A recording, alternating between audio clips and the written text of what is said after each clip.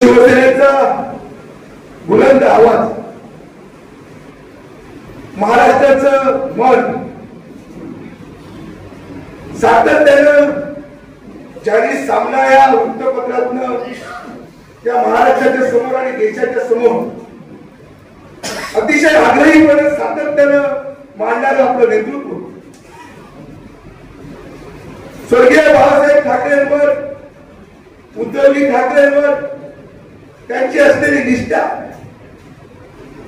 आणि शिवसेनेवर असलेला त्यांचं प्रेम, कारण मागच्या 2 वर्षामध्ये या राज्यामध्ये सत्तांतर झालं, अनेक लोक शिवसेना सोडून गेले, अनेक जण आमिष दिली, प्रलोभन दिली आणि संजय राऊत साहेबांना सातत्यानं सांगितलं जात होतं की तुम्ही आमच्या बरोबर या, आमच्यामध्ये या.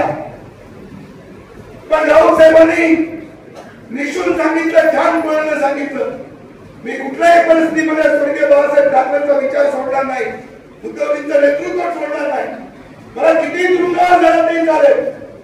आणि त्या संजय राऊतांनी तुरुंगवास भोगला, पण शिवसेनेवरची निष्ठा सोडली नाही, शिवसेनेवरचं प्रेम त्यांनी सोडलं नाही. आणि अशा प्रकारचं एक झंडावरती नेतृत्व, एक फार काय नेतृत्व आज महाराष्ट्रामध्ये सातत्यानं रोजच्या रोज शिवसेनेची भूमिका महाराष्ट्राच्या समोर, देशाच्या समोर अतिशय ताकदीनं मांडण्याचं काम पडत्या काळामध्ये सुद्धा संजय राऊत साहेबांनी अनेक टिकून ठेवलं. आणि म्हणून जो संजय राऊत साहेबांना जो जनाधार मिळतो, जी लोकप्रियता मिळते, ती त्याच्या कर्तृत्वामुळे मिळते, त्याच्या निष्ठेमुळे मिळते. आणि म्हणून खरं अशा प्रकारचं नेतृत्व शिवसेनेला मिळाल्यामुळे आज ते खासदार म्हणून दिल्लीच्या तख्तावर शिवसेनेचा आवाज अधिकाधिक बुलंद करतायत. आणि आज जी घटना या महाराष्ट्रामध्ये घडली, या मालवणमध्ये घडली, त्या घटनेची पाहणी करण्याकरता या ठिकाणी ते आले. त्याच्याकडे वैभव नाईक सारखं एक तरुण नेतृत्व गेली 10 वर्ष शिवसेनेचं काम या जिल्ह्यामध्ये उभं करतो. त्यांनी मगाशी आपल्या भाषणामध्ये सांगितलं, मालवणचा जो किल्ला, त्या किल्ल्यामध्ये ते सिंहासन छत्रपतींचं, ते सिंहासन अतिशय सुंदर करण्याचं काम वैभवजींनी केलं. अनेक त्या मंदिरातली कामं, कोट्यवधी रुपयाचा निधी त्या मालवण शहरामध्ये आणून, त्या किल्ल्यामध्ये आणून त्या ठिकाणी खर्च केला. आणि सातत्यानं जनसंपर्क असलेला, जनतेशी सातत्यानं त्या ठिकाणी लोकांच्या सुखदुःखामध्ये, अडीअडचणीमध्ये सातत्याने धावून जाणार अशा प्रकारचे शिवसेनेचं नेतृत्व.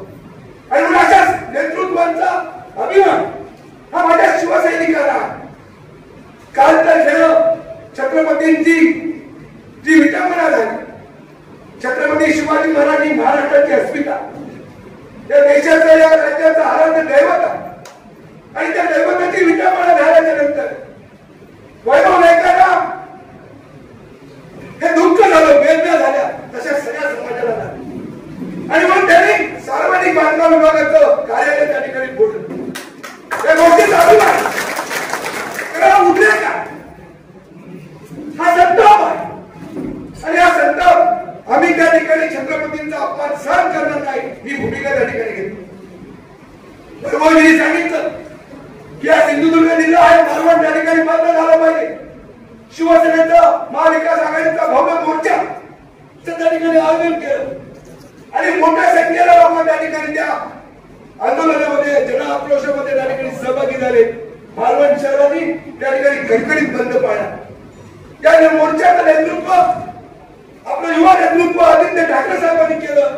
या राज्याचे विरोधी पक्ष नेते अंबादास दानवे साहेबांनी केलं. जयंत पाटील साहेब होते, विजय वडेट्टीवार होते. आणि सगळ्यांनी त्या ठिकाणी हा जो काय सगळा आक्रोश होता या शासनाच्या भ्रष्टाचाराविरुद्ध, छत्रपतींच्या झालेल्या अपमानाबद्दल, आणि म्हणून त्याच्याबद्दलचा आवाज खऱ्या अर्थाने उठवण्याचं काम. खरं तर मी माझ्या शिवसैनिकांना एवढंच सांगेन की काल वैभव नाईकांच्या नेतृत्वाखाली मी एकत्रित घेतो. वैभव नाईकांच्या नेतृत्वाखाली वैभवजींनी जिल्ह्याला आवाज दिल्यानंतर, या मतदारसंघामध्ये आवाज दिल्यानंतर ज्या पद्धतीने जिल्ह्यातले शिवसैनिक जमा झाले, मालवण शहर असेल, मालवण तालुका असेल, कुडाळ तालुका काय गुंडगिरी, जी काय राणा संस्कृती इथले ज्या अपप्रवृत्तीला राजकीय प्रवृत्तीने घेतली, त्या अपप्रवृत्तीला लढण्याचं काम वैभवजींच्या नेतृत्वाखाली आणि त्या ठिकाणी असा आक्रमक व्हा, अधिक जोमाने त्या ठिकाणी संघटनेच्या वाढी करता त्या ठिकाणी काम करा. गेल्या 2 महिन्यामध्ये पुन्हा एकदा या राज्यामध्ये शिवसेनेचं आणि महाविकास आघाडीचं सरकार येणार. या राज्यातलं नेतृत्व शिवसेनेचं शिवसेना प्रमुख उद्धवजी ठाकरे साहेब हे पुन्हा एकदा या महाराष्ट्राचे मुख्यमंत्री होणार आहेत.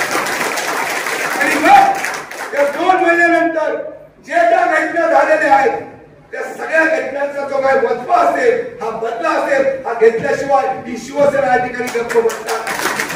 पण या सगळ्यामध्ये हे सगळं नेतृत्व करत असताना शिवसेना आणि महाविकास आघाडी म्हणून जनतेचं प्रेम, जनतेचा विश्वास आणि जनतेचा आशीर्वाद हा शिवसैनिक आणि महाविकास आघाडीच्या पाठीमागे राहावा अशी नम्र प्रकारचं आवाहन या ठिकाणी करतो आणि थांबतो. जय हिंद.